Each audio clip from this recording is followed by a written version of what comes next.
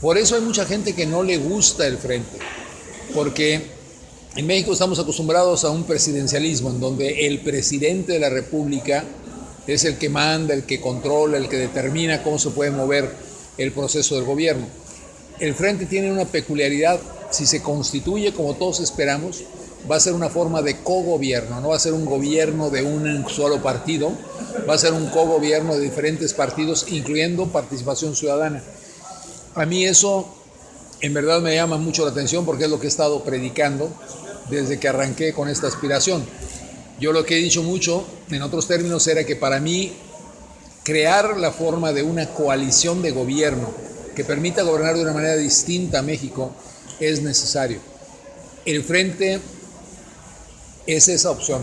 A mí me interesa esa opción. Me interesa trabajar por ella, buscarla, y evidentemente me interesa encabezar a ese frente en su momento. Entonces, lo que ustedes están viendo es esa combinación.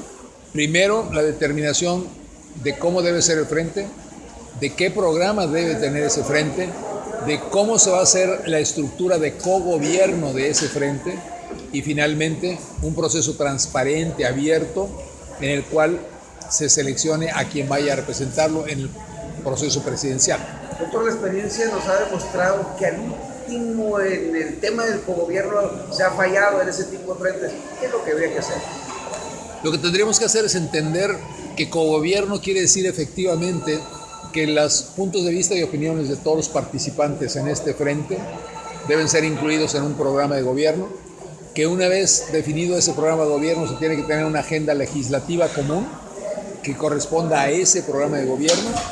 Teniendo esa agenda legislativa común, tenemos un elemento de comunalidad que es esta agenda que va a permitir que se amalgame, y para que se cierre esa amalgama va a tener que definirse que la estructura del gabinete del gobierno no puede ser simplemente una decisión de la persona, del presidente, sino que va a tener que ser una decisión colegiada que tendrá que pasar para confirmación por el Senado de la República, de manera que ahí estemos obligados a que exista un verdadero cogobierno, porque entonces no es que el presidente pone y quita a las personas que van a ser miembros del gabinete, sino que esta frente, este grupo de partidos son los que van a proponer junto con el presidente para que haya un gobierno verdaderamente de coalición, un gobierno de cogobierno entre todos.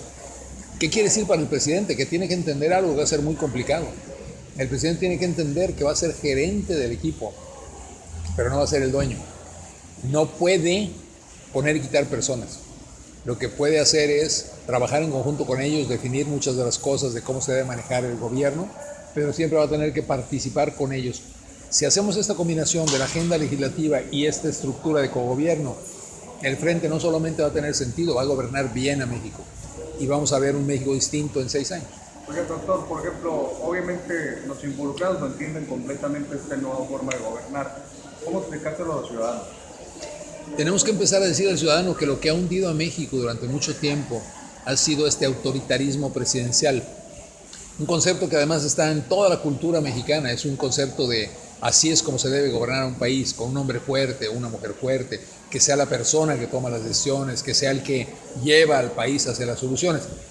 Tenemos que decirle a los mexicanos, no, el nuevo mundo lo que exige son instituciones, estructuras institucionales de toma de decisiones que estén por encima de una persona, que sean los que verdaderamente tomen esa decisión, porque las decisiones unipersonales pueden ser geniales en el sentido positivo y pueden ser geniales en el sentido negativo. Lo hemos visto en México, hemos visto toma de decisiones de presidentes que han sacado al país de crisis, pero que también han puesto al país en crisis, porque la decisión la toma una persona. Se necesita este concepto colegiado de toma de decisiones. Así gobernaron también Vicente Fox y Felipe Calderón, con autoritarismo. Sí, claro.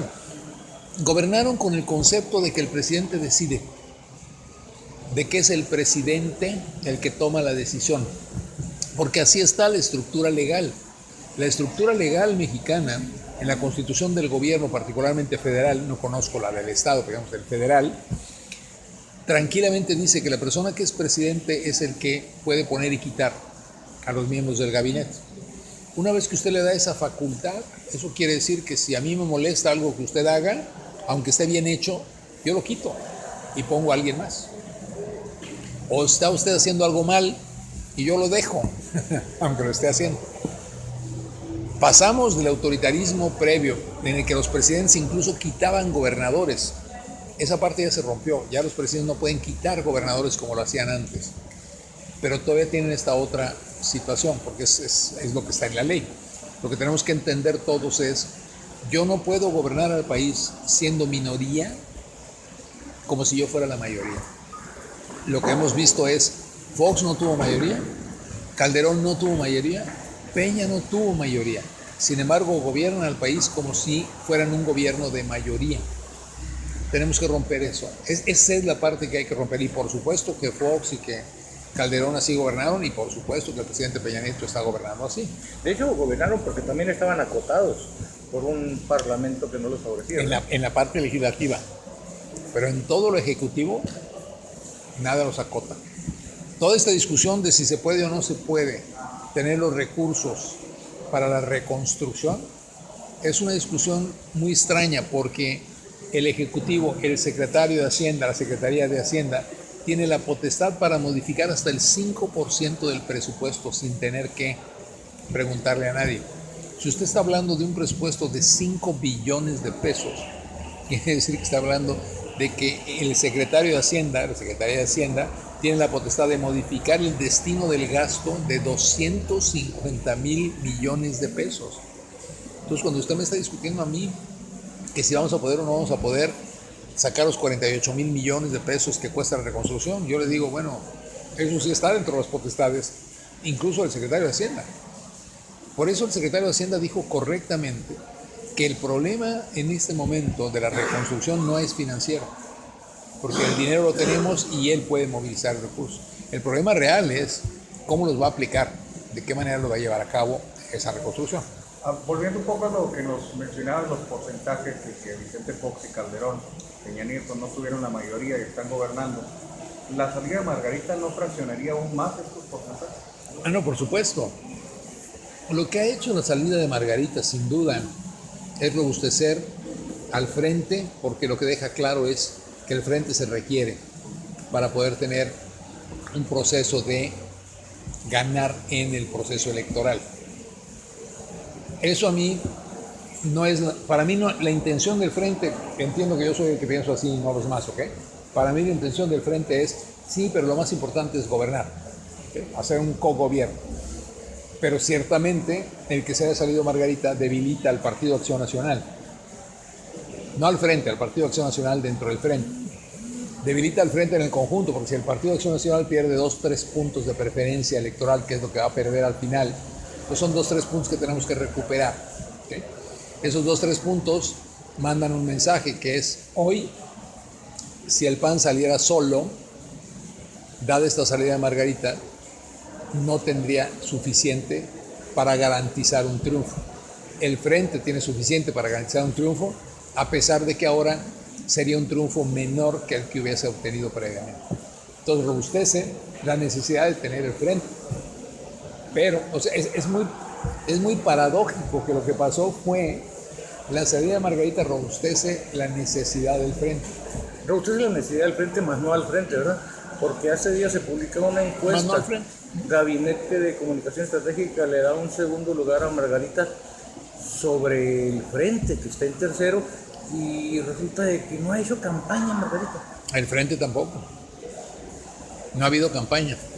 El gran error de todas las encuestas que tenemos ahorita es que están hechos sobre la base de que si hubiera campaña cuando no hay campaña. Todas las encuestas que van a valer, las que cuentan, van a ser a partir del 1 de abril, cuando inicie verdaderamente la campaña presidencial. Deja de ser percepción entonces la política. Así es en ese momento. Pero ahorita es percepción completa y pura. No hay campaña. Bueno, de hecho, Margarita ha estado en campaña, pues, pero no hay campaña del frente. El frente no ha hecho campaña. Doctor, ¿va a alcanzar el tiempo para convencer a los 3 partidos de la estructura que usted menciona y de las reglas para operar ese frente? Está usted hablando con una persona que tiene como objetivo en la vida una cosa muy importante. El no ya lo tengo. Tengo que ir por el sí. Y esa ha sido mi filosofía de vida. El no todo lo que tengo que hacer para obtener el no hacer nada. Si quiero ir por el sí, tengo que trabajar por él. Entonces, la respuesta a su pregunta, y entiendo que no es lo que usted me preguntó, pero la respuesta a su pregunta es, yo voy por el sí y voy a trabajar por eso. Porque si me siento a decir todas las razones por las que no se puede, van a ser muchísimas, y si eso me paraliza, ya no hice las cosas. Yo soy de una filosofía muy rara que es, el no tengo ni para qué preocuparme, ya lo tengo, voy por el sí. Hay que buscar cómo. Entonces, en efecto, usted lo que me está diciendo es, pero el tiempo es corto, sí, pero la posibilidad existe.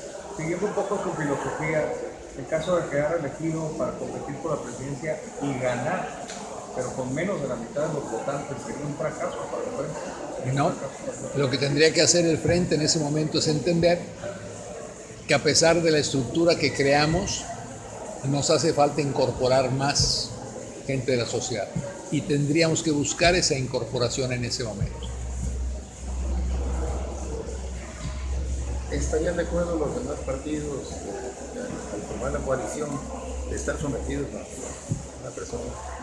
Por eso le digo que la forma de gobernar no debería ser estar sometidos a una persona. Esa es la percepción tradicional de que el presidente es el dueño del equipo.